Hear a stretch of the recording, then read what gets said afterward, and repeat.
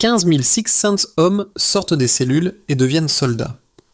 Un décret de 12 lignes, signé par Ibrahim Traoré, transforme une faute individuelle en instrument collectif alors même que le pays vacillait. Pourquoi ce pari, fondé sur la rédemption et la discipline, pourrait-il redessiner l'avenir d'une nation en crise et interroger notre propre vision de la justice ? Une bascule silencieuse se met en marche. Le décret qui a libéré 15 600 détenus ne se résume pas à une mesure exceptionnelle. Il établit une promesse, celle de transformer une vulnérabilité structurelle en levier de stabilité nationale. La portée de cette décision s'articule autour d'un enjeu clair. Offrir une seconde chance tout en renforçant la sécurité, un équilibre fragile qui repose sur une discipline nouvelle et sur la capacité du pays à encadrer ses hommes. L'intérêt de cette approche tient en 10 mots.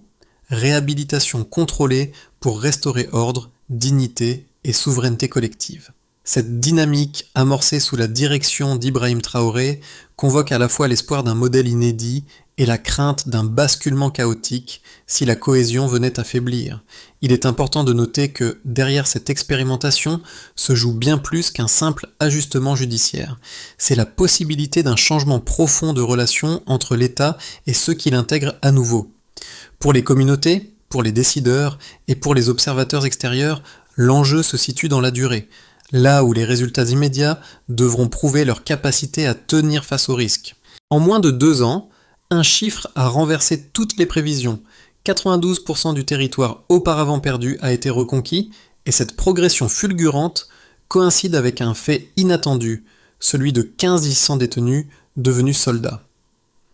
Ce double mouvement, reprise territoriale rapide et mutation massive d'effectifs, constitue la clé du renversement stratégique amorcé sous l'impulsion d'Ibrahim Traoré.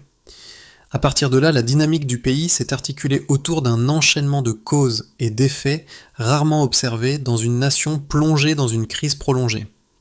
Lorsque les prisons se sont vidées, ce n'est pas seulement un espace carcéral qui s'est transformé, mais une partie entière du contrat social. L'État a substitué la punition par une forme de réhabilitation active où la discipline militaire sert de cadre à la reconquête institutionnelle. Cette approche n'a pas effacé les risques, mais elle a créé une marge de manœuvre nouvelle, rendue possible par la recomposition rapide des forces locales. En parallèle, dans les zones rurales où la violence imposait sa loi depuis des années, l'arrivée des ex-détenus formés a modifié les réalités du quotidien. La sécurité s'est installée par petites touches, permettant la reprise progressive de l'activité agricole, la réouverture des marchés et la stabilisation des axes qui relient les villages isolés aux centres régionaux. Ce sont ces effets immédiats qui ont offert une légitimité accrue au programme tout en alimentant les attentes de la population. Il est important de noter que cette reconstruction socio-sécuritaire a également repositionné le rôle de l'État dans un contexte où les structures administratives avaient été affaiblies. L'intégration de ces nouveaux soldats, ayant vécu l'exclusion et la marginalisation, a redéfini les frontières entre justice, souveraineté et cohésion sociale.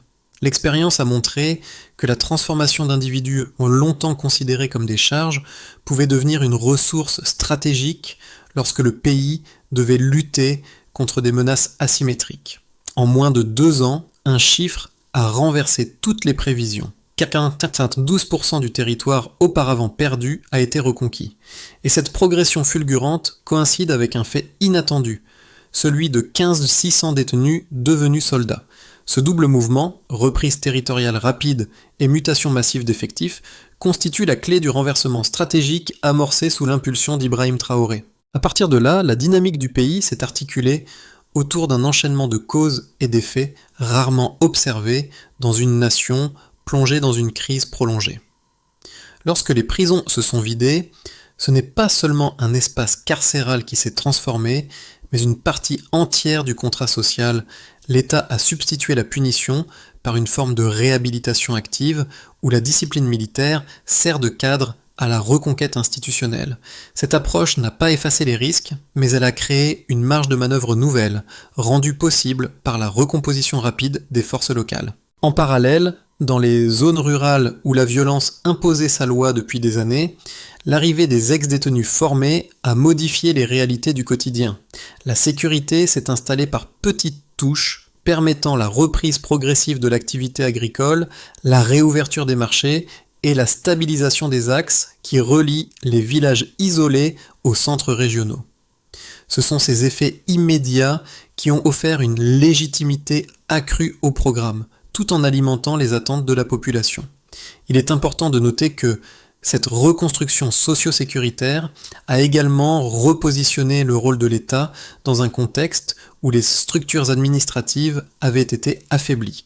L'intégration de ces nouveaux soldats, ayant vécu l'exclusion et la marginalisation, a redéfini les frontières entre justice, souveraineté et cohésion sociale. L'expérience a montré que la transformation d'individus longtemps considérés comme des charges pouvait devenir une ressource stratégique lorsque le pays devait lutter contre des menaces asymétriques. Truquis le décret d'Ibrahim Traoré entre en vigueur, les prisons du Burkina Faso débordaient d'hommes condamnés pour des délits souvent liés à la pauvreté, tandis que les campagnes se vidaient sous la pression constante des groupes armés. Après la mise en application, la bascule a été immédiate. Les cellules se sont vidées, les casernes se sont remplies et un dispositif inédit a commencé à se structurer dans l'urgence. Simultanément, le premier mouvement a été purement mécanique. 15 de 600 détenus transférés, triés, orientés vers les centres d'entraînement. Les instructeurs ont reçu pour mission de transformer, en quelques semaines, des hommes sans perspective en unités capables de tenir des positions avancées. Le déclencheur s'est produit au bout de quelques jours, lorsque les premières sections ont été envoyées en observation sur des zones à haut risque. À ce stade, personne ne pouvait encore prédire l'ampleur de la transformation, mais un point de non-retour venait d'être franchi. Ensuite, le rythme s'est accéléré. Les anciens détenus, soumis à une discipline rigoureuse, ont été répartis dans des unités mixtes, encadrées par des soldats expérimentés. Dans les villages du Nord, encore marqués par les évacuations forcées, leur déploiement a immédiatement modifié le rapport de force. Les patrouilles ont commencé par sécuriser les puits et les points d'eau, cibles fréquentes des groupes armés. Les habitants, d'abord incrédules, ont observé ce changement de posture comme le signe d'une volonté nouvelle de reconquête. Il est important de noter que le climax est survenu lorsque plusieurs axes stratégiques, notamment Kayadori, ont été pacifiés au terme d'une série d'opérations rapides. Les unités formées à partir d'anciens détenus ont joué un rôle décisif dans la stabilisation de ces routes longtemps réputées impraticables. Les embuscades qui rythmaient le quotidien ont reculé. Les convois agricoles ont recommencé à circuler. Les marchés saisonniers ont rouvert. L'effet domino s'est enclenché. Sécurité locale, reprise économique, retour des familles déplacées. Une autre perspective, dans certains villages autrefois vidés de leurs habitants, l'arrivée de ces nouvelles unités a mis fin à des années d'occupation informelle. Le simple fait de tenir une position pendant plusieurs semaines a permis de réactiver des réseaux communautaires qui semblaient perdus. Des enseignants ont repris les cours, des petites cliniques ont rouvert. La vie ordinaire, fragmentée par le conflit, a commencé à se réassembler. Cependant, chaque avancée s'est accompagnée d'une Duchamp inévitable. Les critiques ont affirmé que confier la sécurité à d'anciens détenus représentait un risque trop élevé.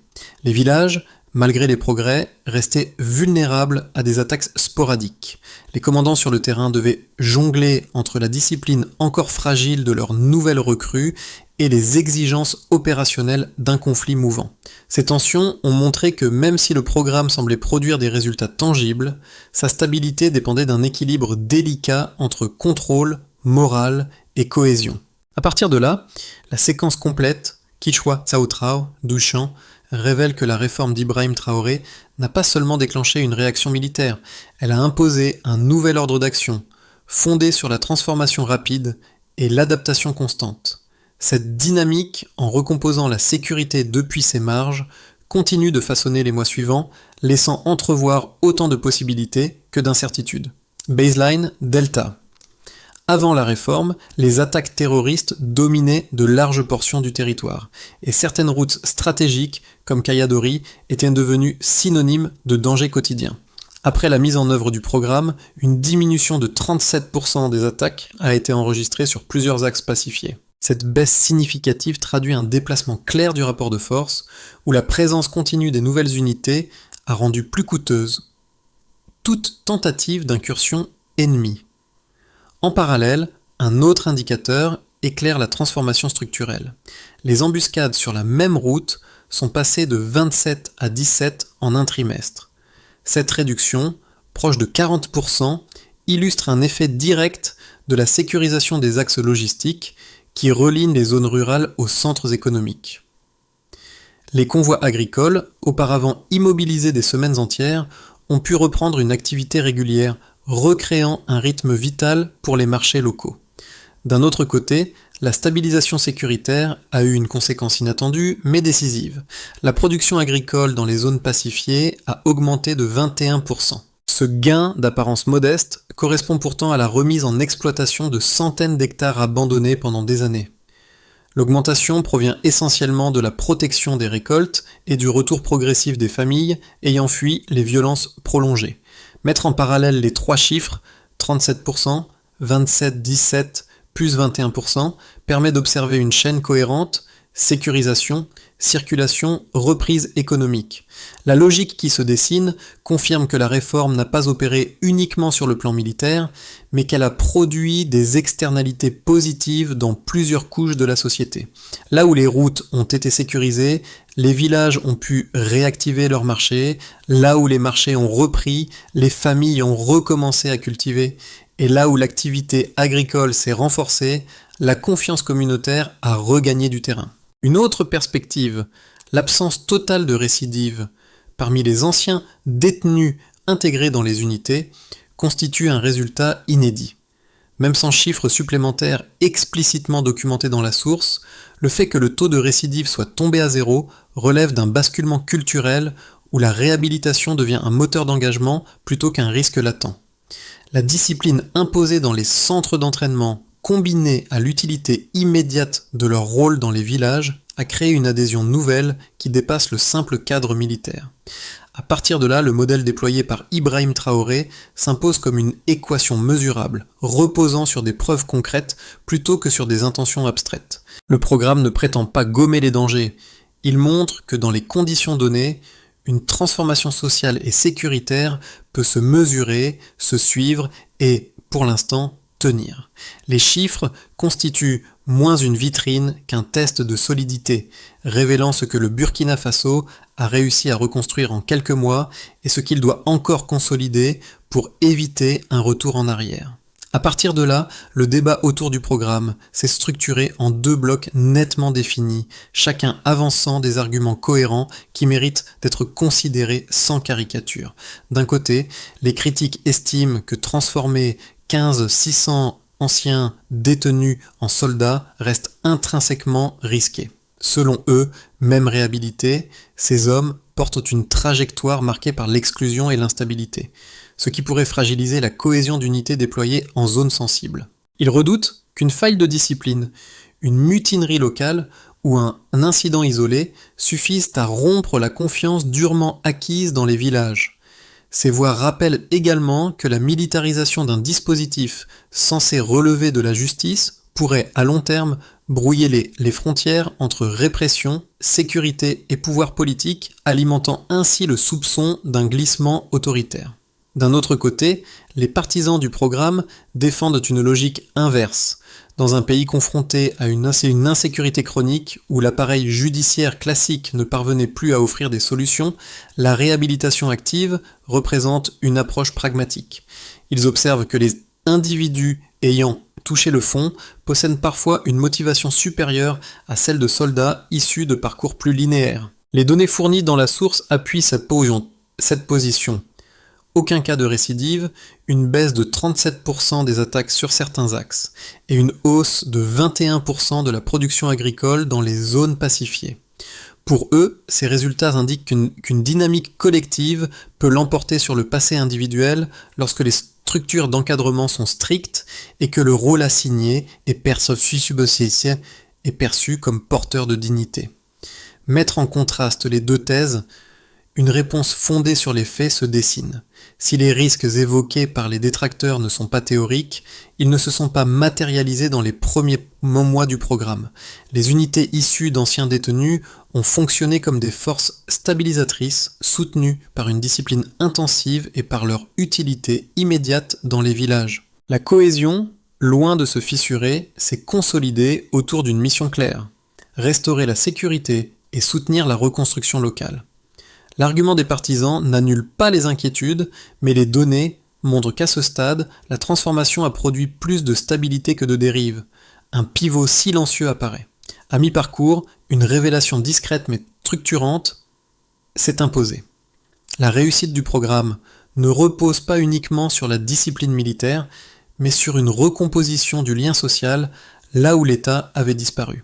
Simultanément, l'intégration d'hommes longtemps marginalisés a créé une présence nouvelle dans les villages. Une présence perçue comme plus proche, plus impliquée, parfois plus légitime que celle d'unités régulières isolées par des années de conflit. Il est important de noter que cette dynamique a permis à l'expérience menée sous l'autorité d'Ibrahim Traoré de franchir un seuil politique. Les ex-détenus ne se sont pas contentés de sécuriser des axes ou de tenir des positions. Ils ont contribué à rouvrir des marchés, protéger des récoltes, soutenir des réseaux communautaires fragiles. Ce glissement, du soldat au stabilisateur social, a modifié l'équilibre du programme, montrant que sa force réside autant dans la réhabilitation que dans la capacité à rétablir des routines vitales. Si l'on change de perspective, cette transition marque un point médian où les résultats immédiats laissent entrevoir une trajectoire plus large, celle d'un modèle de sécurité qui s'imbrique dans la reconstruction civile plutôt que de la supplanter. À partir de là, les effets concrets du programme orchestré par Ibrahim Traoré se déploient en 4 cercles distincts, chacun révélant une facette de la transformation du pays. Ces impacts, visibles autant dans la vie quotidienne que dans les structures économiques, montrent comment une réforme conçue dans l'urgence s'est diffusée dans les couches les plus vulnérables de la société. En ce qui concerne les communautés rurales, dans les villages du Nord et de l'Est, les habitants ont été les premiers à ressentir les changements induits par la sécurisation des axes. Avec la baisse de 37% des attaques dans les zones pacifiées, la peur quotidienne qui paralysait les déplacements s'est atténuée. Les puits, autrefois surveillés par les groupes armés, sont redevenus des lieux accessibles. Les marchés hebdomadaires, rouvrant progressivement, ont recréé des espaces de sociabilité essentiels. Les familles revenues après des années d'exode ont constaté que la présence des ex-détenus, devenus soldats, rétablissait un climat de vigilance partagé plutôt qu'une autorité distante. En ce qui concerne les petites économies locales, il est important de noter que la stabilisation des routes, notamment la chute des embuscades de 27 à 17, a permis aux commerçants de reconstituer leurs circuits habituels. Les transporteurs, longtemps immobilisés, ont repris leur trajet, réanimant les marchés régionaux. La baisse du risque a diminué les coûts de transport, permettant au prix des denrées de se stabiliser. Les petites coopératives agricoles, privées de débouchés durant les années de violence, ont recommencé à exporter vers les centres urbains. Ce rétablissement progressif des flux économiques a constitué l'une des retombées les plus tangibles du programme. Pour ce qui touche aux services publics et à l'administration, simultanément, la reprise du contrôle territorial, évaluée à 92% du pays reconquis, a redonné une marge d'action aux structures administratives désorganisées par les conflits. Les écoles dans certaines zones ont rouvert avec des effectifs partiels mais réguliers. Des petits dispensaires, sous protection des unités issues d'anciens détenus, ont recommencé à fonctionner. Le transfert de milliers d'hommes hors des prisons a également permis à l'État de réaliser des économies substantielles, utilisées localement pour des projets de réhabilitation d'infrastructures. Le taux de récidive tombé à 0 a réduit la pression sur le système pénitentiaire, rendant possible la fermeture de plusieurs établissements. S'agissant de la dimension régionale et sahélienne, mettre en parallèle la trajectoire burkinabé avec celle de pays voisins comme le Mali ou le Niger, un effet de résonance apparaît. Le modèle de réhabilitation active, bien qu'encore contesté, a attiré l'attention des observateurs régionaux. La capacité du Burkina Faso à rétablir la sécurité sans soutien extérieur massif a renforcé l'idée d'une souveraineté opérationnelle. Certaines zones frontalières, longtemps perméables, montrent une baisse relative des infiltrations armées grâce à la stabilisation interne. Même si cette dynamique reste fragile, elle a modifié les calculs stratégiques des groupes armés qui comptaient sur la fragmentation institutionnelle du pays. À partir de là, la somme de ces impacts montre que la réforme impulsée par Ibrahim Traoré dépasse l'objectif immédiat de contenir la violence. Elle crée une infrastructure sociale où sécurité, activité économique et cohésion communautaire se renforcent mutuellement. Les gains observés ne garantissent pas l'avenir, mais ils esquissent une trajectoire où la reconstruction ne repose plus uniquement sur l'armée régulière, mais sur une mobilisation élargie des forces sociales. Touadéam Mocho, l'évolution du programme lancé sous l'autorité d'Ibrahim Traoré se projette selon 3 trajectoires possibles, chacune conditionnée par la discipline des unités, la stabilité sociale et la capacité institutionnelle à absorber les transformations déjà amorcées. Ces scénarios ne prédisent pas l'avenir, ils dessinent les cadres plausibles dans lesquels le pays pourrait évoluer au cours des 12 prochains mois. Dans un scénario de base, dans l'hypothèse la plus réaliste, les gains enregistrés jusqu'ici, baisse des attaques, retour des marchés, reprise agricole, se stabilisent sans expansion spectaculaire. Les unités issues des anciens détenus continuent d'opérer efficacement, mais avec quelques tensions internes liées à la fatigue opérationnelle. L'armée régulière absorbe progressivement certaines de ces unités, créant un modèle hybride plus cohérent. Les villages regagnent en autonomie économique, tandis que les axes stratégiques restent sécurisés mais sous vigilance renforcée. Ce scénario assure une stabilité prudente, sans rupture ni emballement. Dans un scénario optimiste, en parallèle, si la dynamique actuelle se prolonge sans accroc majeur, le Burkina Faso pourrait devenir un pôle d'expertise sécuritaire dans le Sahel. Les unités formées à partir d'ex-détenus, ayant démontré leur efficacité, pourraient accueillir des recrues du Mali ou du Niger dans des programmes coordonnés. La baisse durable des attaques encouragerait la réouverture d'infrastructures abandonnées et la production agricole, déjà en hausse de 21% dans les zones pacifiées, pourrait s'étendre. Un corridor de stabilité régionale émergerait, renforçant la souveraineté collective du bloc sahélien.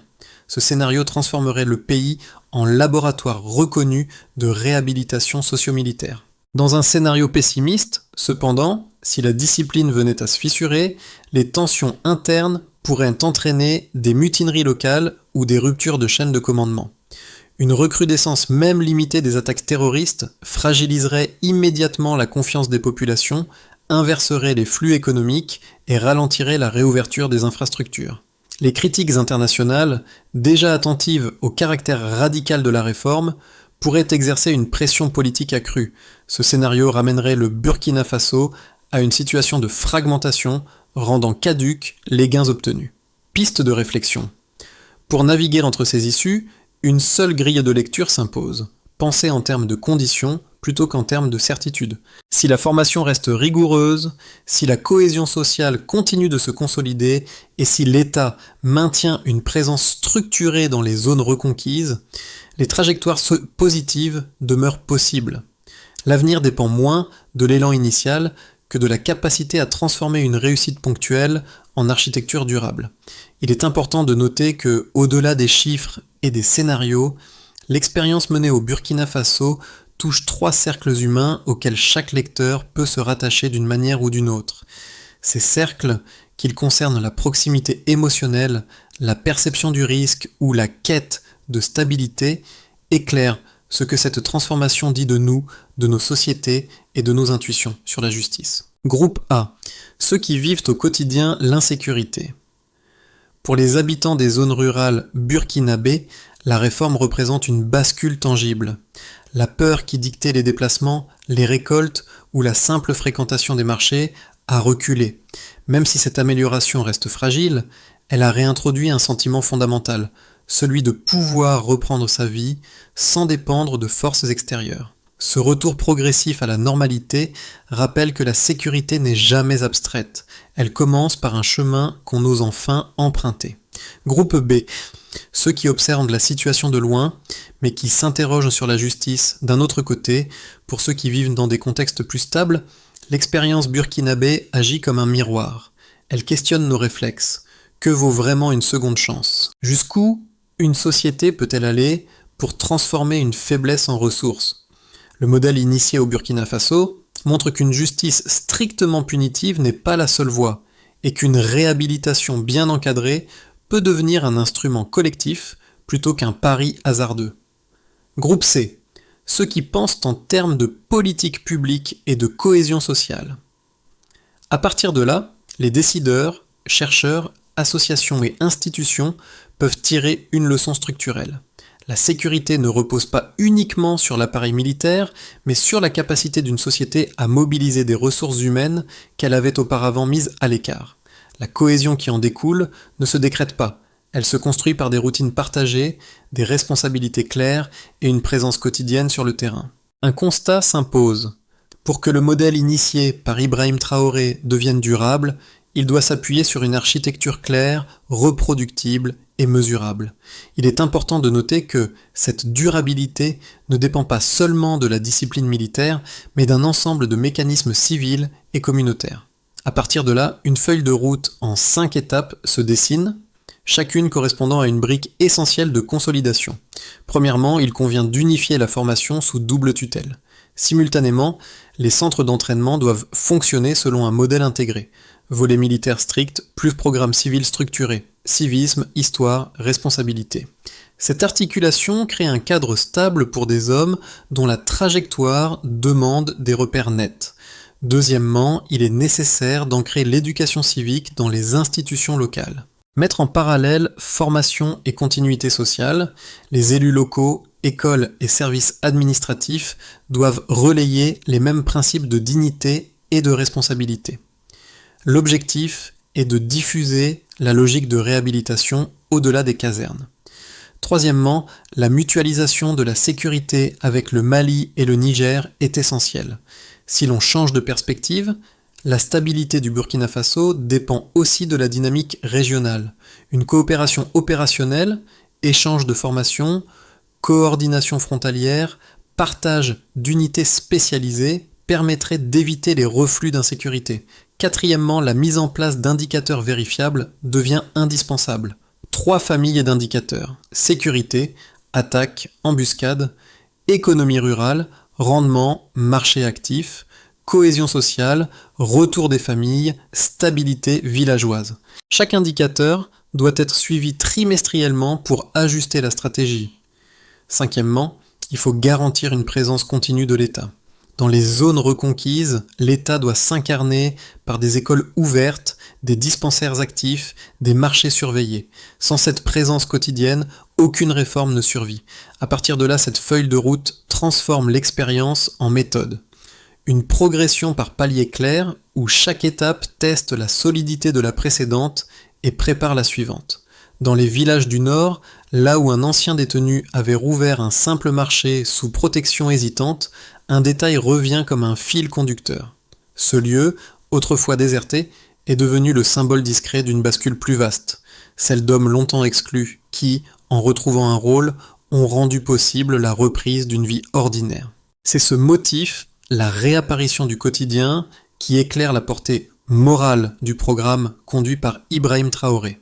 Il est important de noter que chaque geste modeste de ces unités formées, sécuriser un puits, accompagner une récolte, tenir une position des semaines durant, a réintroduit la possibilité du lien.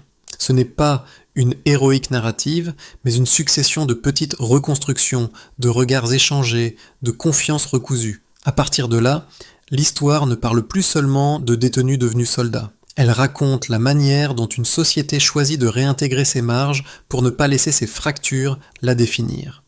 Le marché rouvert, ce motif de P4, devient alors le symbole d'un pays qui tente de remettre ses pièces en place, non par miracle, mais par volonté partagée. Une nation se reconstruit quand ses gestes ordinaires recommencent à vivre.